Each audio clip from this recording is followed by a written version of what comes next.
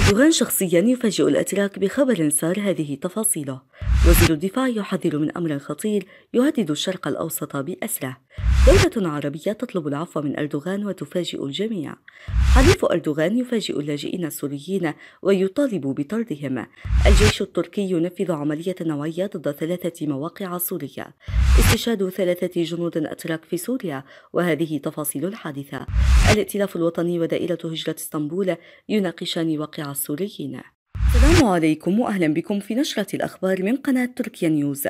قبل البداية نأمل منكم الاشتراك في القناة وتفعيل زر الجرس والضغط على زر الإعجاب لكي يصلكم كل جديد. أعلن الرئيس التركي رجب طيب أردوغان بدء التشغيل التجريبي لخط قطار فائق السرعة بين العاصمة أنقرة وولاية سيفاس، التي تعتبر عقدة وصل حيوية تربط وسط البلاد بالمناطق الشرقية والغربية والمناطق الشمالية بالجنوبية. جاء ذلك في كلمة ألقاها خلال حفل افتتاح عدد من المشاريع الخدمية والتنموية في ولاية كارمان، بينما خط قطار فائق السرعة يربطها بولاية كونيا وسط البلاد.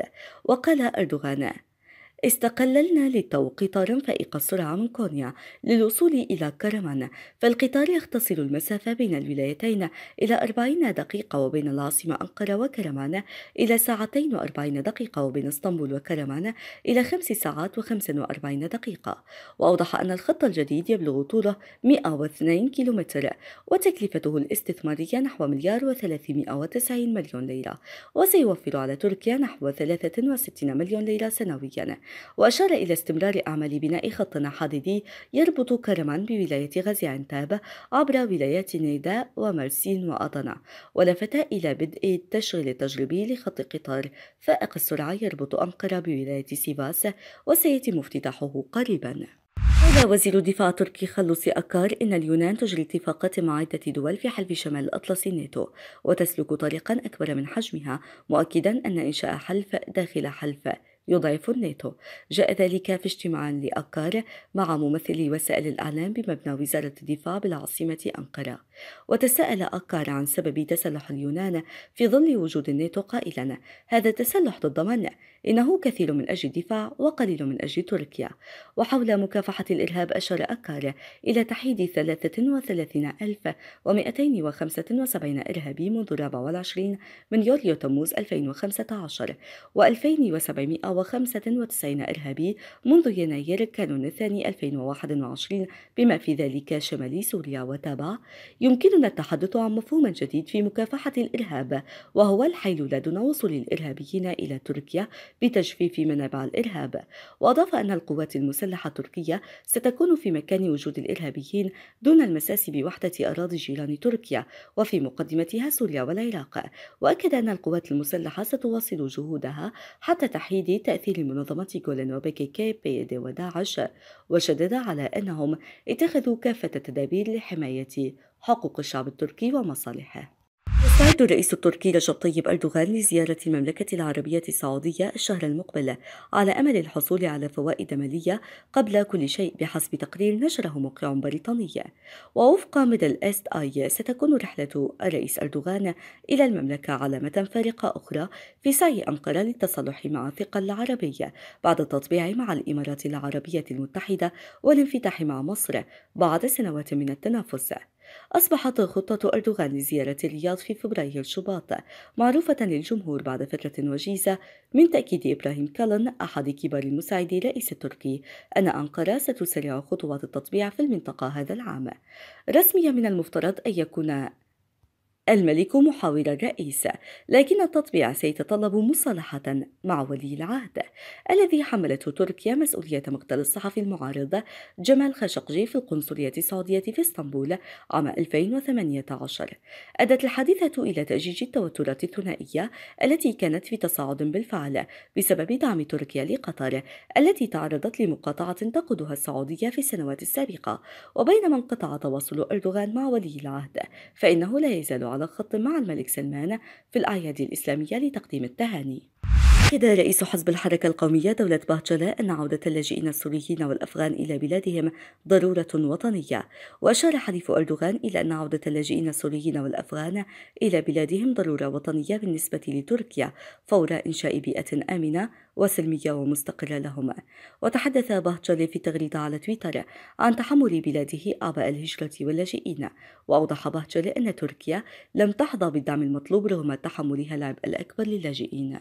وقال باهتشلي في تغريدته إن تركيا تتحمل العبء الأكبر فيما يخص قضية الهجرة، وأضاف: لسوء الحظ تركيا هي الدولة الأكثر تضحية فيما يخص قضايا الهجرة، بينما هي أقل دولة تلقت نصيبا من الدعم. وتابع أن تراكم اللاجئين على حدود بيلاروسيا وبولندا والمعاملة غير الإنسانية من اليونان للمهاجرين في البر والبحر هي قضايا خطيرة تحتاج لحلول سريعة. وتأتي هذه التصريحات مع تزايد الحملات المطالبة بإعادة اللاجئين السوريين إلى بلادهم واستثمار هذه الورقة في الانتخابات الرئاسية المقبلة. وكان الرئيس التركي رجب طيب أردوغان قد أكد مواصلة فتح أبواب بلاده للسوريين اليوم وغدا كما سبق وفعلت من قبل. قصفت طائرات تركية مسيرة 3 مواقع في مدينة عين العرب كوباني شمال شرق حلب السبت 8 من كانون 2 يناير، كما تعرضت قرابل في المدينة لقصف مدفعي. وقالت وكالة هوار الكردية المقربة من قسد إن 3 مواقع في مدينة عين العرب تعرضت لقصف من الطيران التركي المسير، ما أدى إلى إصابة شخصين، ولم تشر المصادر إلى طبيعة هذه المواقع. وأضافت أن قرى قرموز وخاني وتل حاجب وعلي شارع شرق عين العرب تعرضت لقصف متزامن، مشيرة إلى أنها لم تعرف طبيعة القصف فيما إذا نفذ عبر المدافع أو سلاح الجو، كما لم تتضح بعد المنطقة التي انطلق منها القصف. وشهدت الأسابيع القليلة الماضية تصعيدا غير مسبوق بين الجيش الوطني والقوات التركية من طرف وقسد من طرف آخر على طول خطوط التماس بين مناطق سيطرة طرفين شمال حلب وشرق الفرات، حيث زادت عملية القصف المتبادل والاشتباكات دون أن تسفر عن تغير في خارطة السيطرة الثابتة منذ أكثر من عامين. قتل 3 جنود في الجيش التركي جراء انفجار عبوة ناسفة في الفرق الشمالية. وقالت مصادر محلية إن عبوة الناسفة انفجرت أثناء مرور عربة للجيش التركي بالقرب من معبر شانلي أورفة الأبيض في منطقة عملية نبع السلام، أسفرت عن مقتل 3 جنود أتراك وإصابة آخر بجروح. وأوضحت أنه على أثر الانفجار فرض الجيش التركي طوقا أمنيا في المنطقة وقطع الطرقات ونقل جثث الجنود للمستشفيات التركية.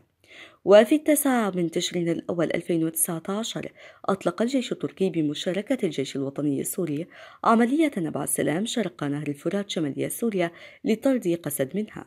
وفي وقت سابق أعلنت وزارة الدفاع التركية عن مقتل 8 عناصر بصفوف قوات سوريا الديمقراطية قسد في منطقة عملية نبع السلام شمال شرق سوريا.